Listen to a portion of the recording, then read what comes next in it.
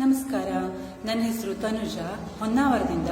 ನಾ ಈ ವಿಡಿಯೋ ಮಾಡ್ತಾ ಇರೋ ಉದ್ದೇಶ ಅಂದರೆ, ಶ್ರೀಮತಿ ಸವಿತಾ ಜೋಶಿ ಅವರು ಎಲ್ಲರೂ ಭಗವದ್ಗೀತೆಯನ್ನು ಕಲ್ತ್ಕೊಳ್ಳಿ, ನಮ್ಮ ಸಂಸ್ಕೃತಿ ಬೆಳೀಲಿ ಹೇಳೋ ಉದ್ದೇಶದಿಂದ ಉಚಿತವಾಗಿ ಆನ್ಲೈನ್ನಲ್ಲಿ ಭಗವದ್ಗೀತೆ ಕ್ಲಾಸನ್ನು ಹೇಳ್ಕೊಡ್ತಾ ಇದ್ರು. ನಾನು ಅದ್ರ ಉಪಯೋಗ ಪಡ್ಕೊಳ್ತಾ ಇದ್ದೆ. ನಿಮಗೆ ಯಾರಿಗೆ ಇಂಟ್ರೆಸ್ಟ್ ಇದ್ದ, ಯಾರಿಗೆ ಕಲಿಯೋಗಳ ಆಸಕ್ತಿ ಇದ್ದ ಅಂಥವು ಇದ್ರ ಉಪಯೋಗವನ್ನು ಪಡ್ಕೊಳ್ಳಿ.